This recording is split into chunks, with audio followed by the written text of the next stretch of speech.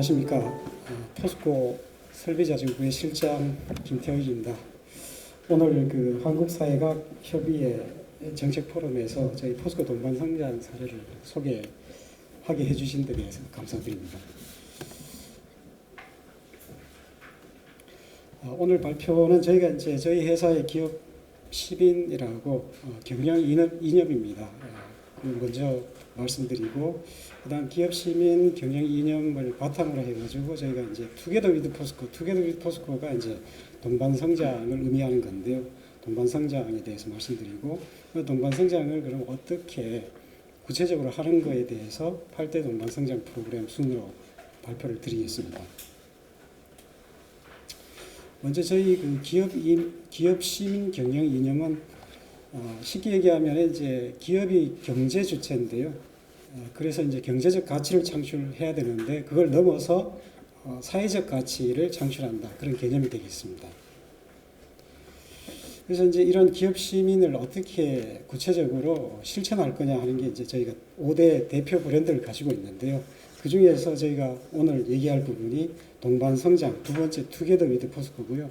세 번째가 이제 창업 보육, 챌린지 위드 포스코를 말씀드리도록 하겠습니다. 저희들 이제 동반 성장의 그림은 독일이나 일본, 그다음에 뭐 한국에 이제 물론 현대 기아차도 있습니다만 굉장히 탄탄한 서플라이 체인을 가지고 있습니다. 그와 같이 철강업계에서 포스코가 세계적인 서플라이 체인을 구축해보자라는 게 저희들 동반 성장의 큰 그림이 되겠습니다. 그래서 이제 그러면은 저희가 이제 68년도에 창업을 했고요. 지금 금년도 54년째인데요. 그 과정에서 세계적인 공급사들이 길러졌는지에 대해서 한번 보면은 그런 세계적인 기술력을 또는 품질 경쟁력, 가격 경쟁력을 갖춘 회사를 저희가 이제 PHP 공급사라고 해가지고 포스코 아너드 파트너라고 부릅니다. 그렇게 하고 PHP 인증서를 이제 발행을 하고 PHP 공급사는 그 인증서를 가지고 이제 영업 활동에 활용을 한다든지 이렇게 하고요. 그다음 포스코와의 거래에서는 각종 혜택을 부여해서 PHP 공급사가 좀 이렇게 자부심을 가지고 영업을 할 수 있도록 그렇게 지원하는 제도가 되겠습니다. 이제 PHP 공급사는 도대체 어떤 회사들인지 한번 보면은 여기 이제 서울 엔지니어링이라는 회사가 있는데요. 이제 우리가 철강 공정에서 보면 첫 번째 공정이 석탄하고 철광석을 섞습니다. 섞어서 이제 고로, 우리 보통은 이제 용광로라고 알고 있는데 이제 쌓으면 그걸 석탄을 녹여야 이제 철광석이 녹는데요. 석탄을 태우기 위해서 이제 뜨거운 열풍을 불어넣습니다. 그 열풍을 불어넣는 자재가 풍구라는 자재입니다. 서울 엔지니어링은 풍구라는 자재를 납품하는 회사인데요. 아래쪽에 이 회사의 매출액을 보시면은 전체 매출액이 703억인데 국내 매출액이 238억 원, 그 다음에 수출이 465억 원입니다. 그 얘기는 이 회사가 세계적인 경쟁력을 갖췄다 이렇게 볼 수 있거든요. 이런 회사들을 저희가 이제 PHP 공급사로 선정을 하고 지원을 하고 있습니다. 여기 오세철 회장님은 이제 그 서울 엔지니어링 창업주가 되어 있습니다. 그래서 이제 저희 포스코 동반 성장은 04년도에 이제 성과 공유제를 도입하면서 처음 시작을 했다, 본격적으로 시작을 했다 이렇게 말씀을 드릴 수가 있고요.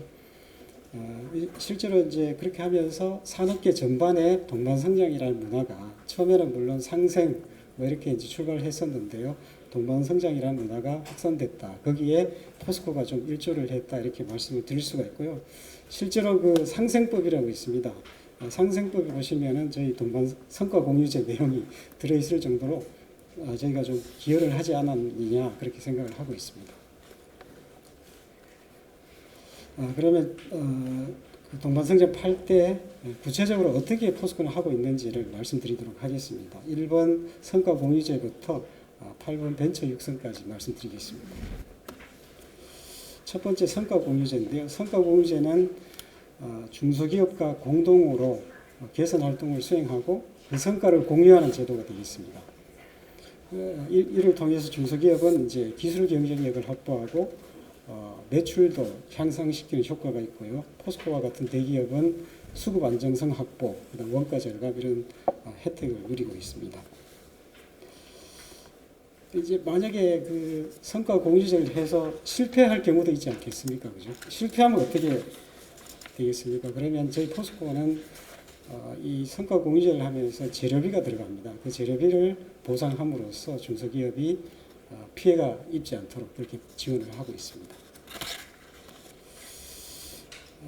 성과 공유제 사례를 보시면은 네온 국산화인데요. 이 네온이 이제 여기 보시면 우크라이나가 전 세계 네온의 70%를 생산합니다. 잘 아시다시피 우크라이나가 지금 전쟁에 놓여 있고, 그럼으로써 이제 한국에 이게 이제 네온가스가 반도체에 들어가거든요. 그래서 삼성전자, 하이닉스가 이제 쓰는 건데 80%를 중국으로부터 수급을 합니다.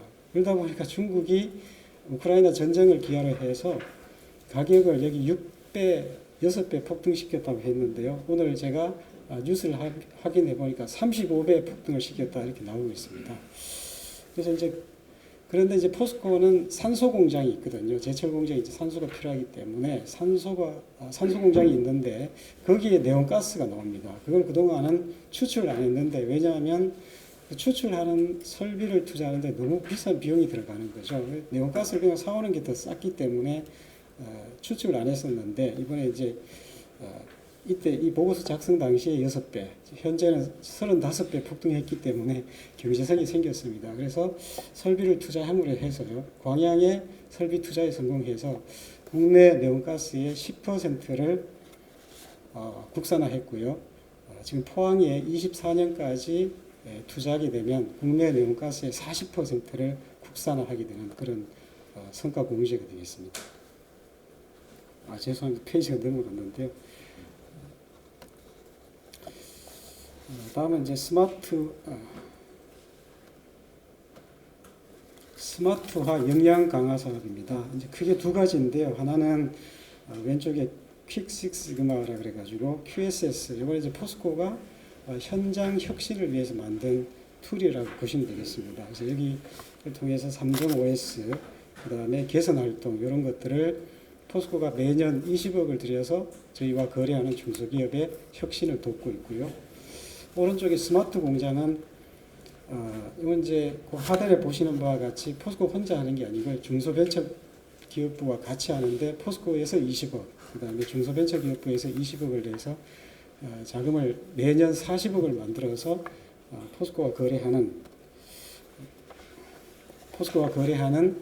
중소기업의 스마트화를 돕고 있습니다. 구체적인 사례를 한번 보시면 태영 EMC라는 회사가 있는데요. 태영 EMC는 이제 저희 포스코의 석회석을 납품하는 회사가 되겠습니다. 그런데 이제 이 회사가 그동안은 좀 스마트하고는 거리가 멀게, 예를 들면 석회석 공장에 아시다시피 이제 사일로가 있는데요. 사일로에 석회석 원료도 저장을 하고 석회석 제품도 저장을 하는데, 이 회사는 매번 그 사다리를 타고 올라가서 사일로 속에 얼마의 원료가 들어있는지, 얼마의 제품이 들어있는지를 목측을 통해서 이런 식의 생산을 관리하다 보니까 얼마나 안전 리스크가 있고 얼마나 이 생산성이 낮겠습니까? 그렇게 해서 이번에 저희가 이제 앞서 말씀드린 스마트화 펀드를 자금을 투입해서 수주부터 출하까지를 전부 다 그 센서링을 통해서 통제할 수 있도록, 관리할 수 있도록 하는 스마트화 역량 강화 사업을 지원해서 이 회사의 생산성을 획기적으로 높이는 데 기여를 하게 된 사례가 되겠습니다. 다음은 대금 직군체계인데요. 이거는 뭐 포스코만의 프로그램이 아니고요. 국내 대기업은 이 프로그램을 다 도입하고 있어서 특별히 말씀드리지는 않겠습니다. 다만 이제 뭐냐면은 여기 이제 오른쪽 하단에 보시는 바와 같이 임금 체불이 이제 발생되고 있다. 그래서 예를 들면 노무비닷컴은 에스크로우 계정에 대기업에서 1차 내지 2차 기업에 대금을 결제할 때 노무비는 떼서 에스크로우 계정에 넣음으로 해서 근로자들의 임금이 체불되는 일이 없도록 하는 제도가 되겠습니다. 국내 대기업의 일반화된 제도가 되겠습니다. 다음은 철강 ESG 상생 펀드인데요. 이걸 크게 보면 저리대출펀드와 철강 ESG 상생펀드가 있습니다. 저리대출펀드는 기업산업 우리 대구은행하고 저희 포스코가 1:1 매칭으로 해서 5,600억 정도의 펀드를 만들고 포스코가 거래하는 중소기업에게 저리로 대출하는 프로그램이 되겠습니다. 그래서 감면 금리는 0.86%에서 2%포인트 이제 감면이 되는 건데요. 지금 최근에 이제 이자가 많이 올라가면서 굉장히 각광이 굉장히 인기가 좋은 그런 프로그램이 되겠습니다. 아래 철강 ESG 상생 펀드는 금년도에 만든 프로그램이 되는데요. 이거는 이제 저희 아까 그 교수님께서 말씀하셨다시피 이제 ESG 경영이 굉장히 화두로 대두되면서 중소기업이 ESG의 이제 가장 중요한 부분이 뭐 여러 가지 있겠지만 환경 이런 부분도 굉장히 중요한데 환경 설비를 투자하기 위해서 이제 자금이 필요합니다. 이때 저리로 지원하는 프로그램이 되겠습니다. 근데 이제 하필이면 저희가 금년 9월 6일 날 수해를 입었습니다. 그래서 오늘이 51일차인데요. 포항에서 한참 복구 작업을 하다 올라왔습니다. 그런데 이제 중소기업도 이제 납품을 못해서 피해를 입는 경우가 있습니다. 그때 저희들이 저리 대출 펀드, 그다음에 철강 ESG 상생 펀드를 활용해서 피해를 입는 기업들을 돕고 있습니다. 다음은 기업 시민 프렌즈인데요. 제 개인적으로 이제 동반성장은 그 경제적인 어떤 활동이라고 보는데요. 기업 시민 프렌즈는 경제적인 활동이라기보다는 어떤 지역사회를 돕는 CSM 프로그램입니다. 그래서 여기 사실 이제 포함을 안 하려고 했었는데 기업 시민 프렌즈 활동을 앞서 말씀드린 PHP 봉사단이 PHP를 저희가 이제 만들어 놓으니까 이 사람들이 이제 그 봉사단체를 만들었습니다. 그렇게 하면서 지역사회에 이제 봉사를 하는데 저희 포스코가 마찬가지로 아까 말씀드렸다시피 1대1 매칭 펀드를 만들어서 지역사회에 어떤 여러 가지 봉사활동을 하게 되는데요. 예를 들면 생태보건 봉사활동, 지난번에 울진 지역에 산불이 나가지고 뭐 사냥이 죽고 이런 문제가 있어가지고 그 생태보건 봉사활동, 그 다음에 이제 코로나 관련해가지고 지역에도 보면 예술인들이 있거든요. 이분들 버스킹을 돕는다든지, 그 다음에 착한 선결제 이런 활동을 통해서 지역사회를 돕는 활동을 하고 있습니다. 그 다음에 이제 포유 드림 잡 리칭인데요. 이거는 이제 저희가 중소기업은 구인난을 겪고 있고요. 우리 청년들은 구직난을 겪고 있습니다. 그래서 구직난을 겪고 있는 청년들을 모아서 저희가 무상으로 교육을 하고요. 무상으로 교육된 청년들을 중소기업에서 만약에 채용을 하게 되면 최초 3개월간 인당 200만 원씩 600만 원을 지원하는 프로그램이 되겠습니다. 그래서 실제로 채용에 성공한 청년들이 471명, 금년도 목표는 185명이 되겠습니다. 다음 동반성장 지원단 활동인데요. 동반성장 지원단 활동은 우측에 보시면 이제 저희 회사에 25년 이상 근무한 전문가들이 많습니다. 그 안에서 이제 중소기업은 여러 가지 예를 들면은 뭐 설비 운영이랄지 ESG랄지 이런 데에 굉장히 경험도 부족하고 지식이 부족하다. 이런 이제 VOC가 있어가지고 그런 거를 돕는 프로그램이 되겠습니다. 그래서 돕는 분야를 보시면은 스마트 팩토리, 안전 환경 관련한 ESG 노하우, 설비 공정, 운영 기술 등 그다음에 제조 현장 혁신 기법 이런 것들을 이제 저희들이 돕고 있습니다. 사례를 보시면은 이제 대구에 가시면은 이제 한국 클레드텍이라고 있는데요. 한국 클레드텍은 이제 프라이팬 만드는 그런 회사가 되겠습니다. 그러니까 이제 이 회사가 클레드가 이제 접합을 하는 공정인데요. 그 공정에서 봤더니 요 아래 그림이 보이는데요. 그 공정에 투입되는 인원이 항상 출근만 하면 2통을 호소를 하는 겁니다. 그래서 이게 왜 이런가 몰랐는데 저희 동반성장 지원단에서 이제 요 볼처럼 생긴 게 사이즈가 한 테니스 공만 합니다. 요게 뭐냐면 가스를 감지하는 그런 볼이거든요. 요걸 이제 스마트 세이프티 볼이라고 부르는데 이걸 이제 투입해 보니까 거기에 일산화탄소가 이제 생기는 거예요. 그래서 이제 그래서 이 설비를 갖다가 실내에서 실외로 이제 끄집어내면서 그 근로자의 두통에 관한 문제를 해소하는 그런 이제 문제를 해결했는데요. 여기 이제 스마트 세이프티 볼도 저희 회사에서 지원하는 벤처 기업이 만든 그런 안전용품이 되는데요. 시중에는 가스 검지용 도구들이 굉장히 많이 있습니다. 근데 스마트 세이프티 볼의 특징은 그냥 사람이 들어가지 않고 먼저 이거를 지하셀이나 피트에 투입해가지고 거기에 어떤 가스가 있는지 본다는 거죠. 그러면은 스마트 세이프티볼이 그 가스를 감지해가지고 저희 스마트폰으로 알려준다는 거죠. 그런 관점에서 전 세계적으로 지금 그 인기 제품이 되고 있는 그런 사례가 되겠습니다. 다음은 챌린지 위드 포스코입니다. 먼저 벤처 육성인데요. 저희 회사는 보육 공간을 이번에 조성을 했습니다. 그래서 왼쪽에 보시면은 저희 이제 창업 보육 공간을 체인지업 그라운드라고 부르는데요. 체인지업을 중간에 E를 빼면 창업이라고 이렇게 읽히게 됩니다. 그런 그라운드를 조성했습니다. 왼쪽에 포항에는 이제 포스텍 내에 공간을 조성했고요.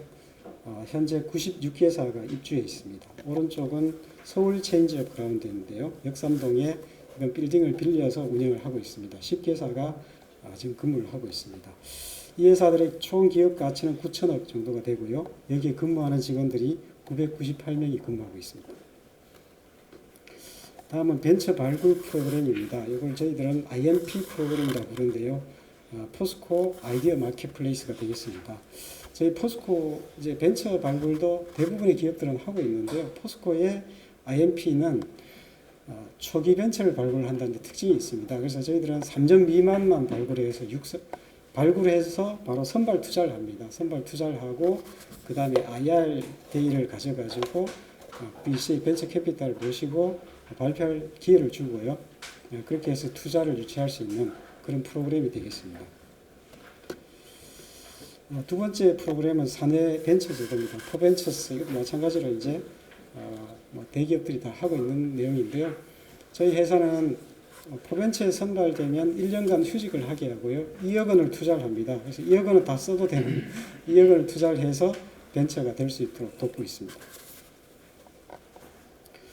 다음 비즈 매칭입니다. 저희 회사에서 가장 좀 뭐랄까 자신 있게 말씀드릴 수 있는 게 이제 비즈 매칭인데요. 이거 뭐냐면 벤처의 가장 애로사항이 뭘까요?